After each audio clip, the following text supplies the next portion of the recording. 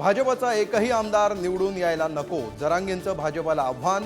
तर जरांगेंचं आव्हान स्वीकारलं, त्यांच्या धमक्यांना भीक घालत नाही, प्रवीण दरेकरांचं प्रत्युत्तर. मविया काळात ठाकरे पितापुत्रासह अजितदादांच्या अटकेचा डाव. फडणवीसांनी ईडीची भीती दाखवून गृहमंत्री देशमुखांना धमकावलं. अंधश्रद्धा निर्मूलन समितीचे संस्थापक श्याम मानव यांचा सनसनाटी आरोप. श्याम मानव सुपारीबाजांच्या नादी लागले का? देशमुखांचे पुरावे माझ्याकडे, पुराव्याशिवाय मी बोलत नाही, आरोपांना फडणवीसांचं प्रत्युत्तर.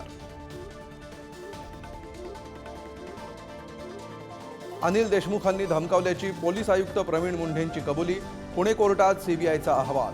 देशमुखांच्या अडचणी वाढण्याची शक्यता.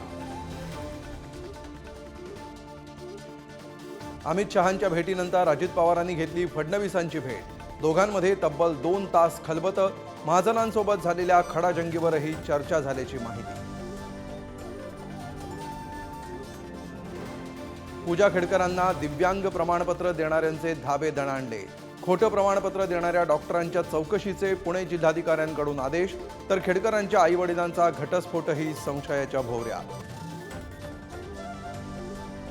वाढवण बंदर विरोधी संघटनांचं पालघरमध्ये 3 दिवस लाक्षणिक उपोषण. बंदर रद्द करण्याची स्थानिक भूमिपुत्रांची मागणी.